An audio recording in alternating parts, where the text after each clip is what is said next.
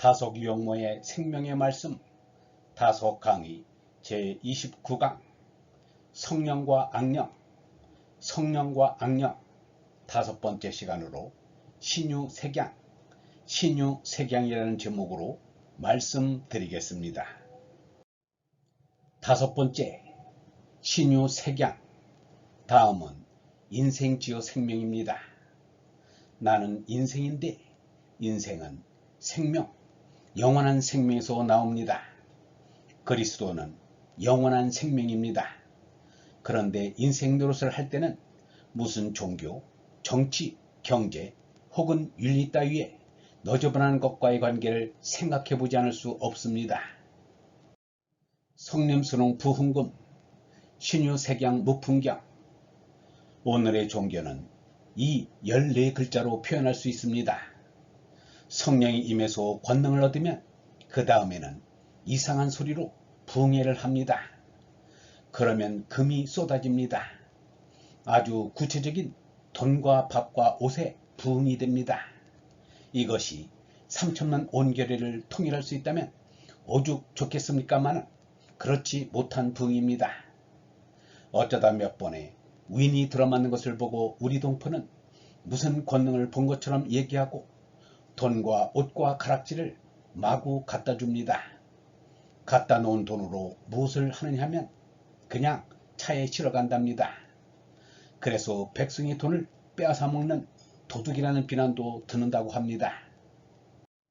이 시간에 몇 번 오신 분 중에 이 사람보다 8살이나 많이 자신 분이 요전에 일부러 이 사람의 집을 찾아온 일이 있습니다.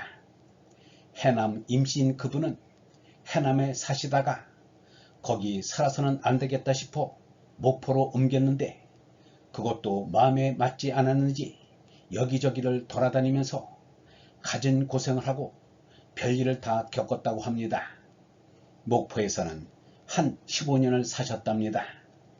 그때 누가 권하지는 않았지만 한 10년 정도 교회를 다녔는데 웬일인지 세례는 받지 않았다고 합니다. 마음이 내키지 않았기 때문이랍니다. 나이가 많은 분은 대개 말을 잘 하지 않는데 이분은 아주 말을 잘합니다. 거기서 살림을 없애고 서울로 올라왔는데 살림이 하도 궁해서 살 길이 없었답니다. 10년 정도 교회를 다녔으니 교회의 일이라도 도와주고 궁벽함을 면할 심사로 세문안 교회를 찾아갔다고 합니다. 그런데 목사에게서 교회는 하룻밤 과격하는 곳이 아니니 시골로 가라는 소리를 들었답니다. 그래서 주진비를 주고 염천교 다리를 지나갔다 합니다. 거기는 지금도 그렇지만 음식도 팔고 너저분한 곡물도 팔고 하는 곳인데 사주 관상을 보는 이들이 쭉 늘어앉아 영업을 하고 있었답니다. 그 사람은 갈 길이 막연해서 그 앞을 왔다 갔다 했다고 합니다. 그러자 사주쟁이들이 자꾸 영감 신수나 보시구려 하고 권했는데 자기 신수야 뻔한 것이 오늘 저녁이 막연한데 무슨 신수를 더 보겠습니까?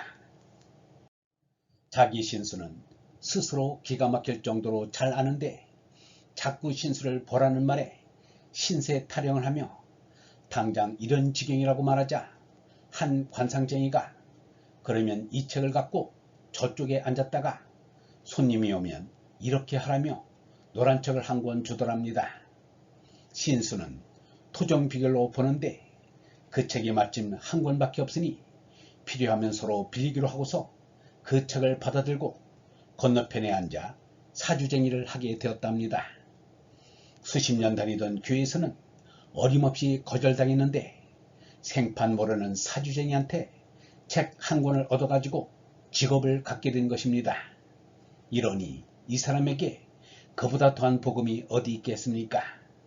그래서 신문지 조각을 깔고 앉아 사주쟁이 노릇을 하게 되었답니다. 그날 그 사람은 50전을 벌었다고 합니다. 그때 50전이면 사흘은 지낼 수 있었다고 합니다. 그런데 이분이 그 후에 나훈몽 장로가 무엇을 한다기에 가보았답니다. 물론 그 전에 얘기가 많았는데 그 부흥에 가보니 틀렸더랍니다. 왜 틀렸는고 하니 부흥회를 통해 생긴 것을 몽땅 짚고 가더랍니다. 그분이 그렇게 거짓없이 말하는데 이 사람도 거짓으로 말대꾸를 할 수 없어서 말을 잘못 알아들은 것인지 모르겠지만 당신은 왜 그때 무슨 책을 펴놓고 50전을 벌어서 그 돈으로 사흘을 살았느냐고 물었습니다. 그랬더니 굶을 수가 없어서 그랬다고 합니다. 당신은 50전으로 해결됐지만 나홈농도 어느 한계가 있어서 그 한계를 채우려고 그렇게 생긴 돈을 싣고 간 것이 아니겠소. 당신은 50전으로 형편이 피었지만 나온몽이야 어디 그렇게 되겠소. 들으니 집도 크고 부리는 사람도 많다는데 어느 만큼 가져야 할 것이 아니겠소. 그 사람도 어느 한계를 정해놓고 그 짓을 하는 게 아니겠소. 이렇게 물으니까 그 사람은 그것도 그럴듯하다고 대답했습니다.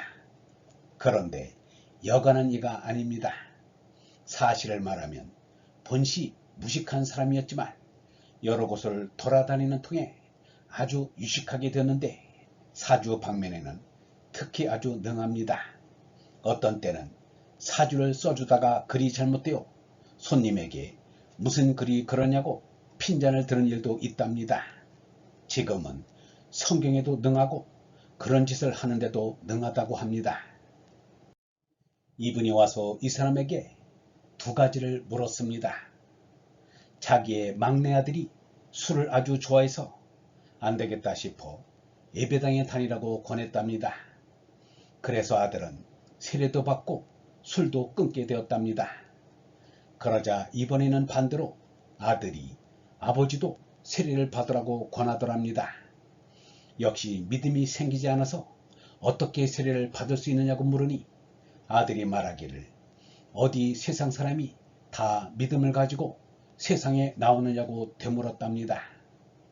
성경에 써있는 대로 예전부터 일로 내려온 것을 그대로 받아들이고 이것을 믿자는 것이지 따로 무슨 믿음이 있느냐고 하더랍니다. 누차 권하는 바람에 믿음이라는 게 있는지 있다면 어떤 것인지를 듣고 싶다고 했습니다. 다른 하나의 물음은 주역의 역이라는 게 있는가 하는 것이었습니다. 이 두 가지를 알고 싶어서 이 사람을 찾아왔답니다.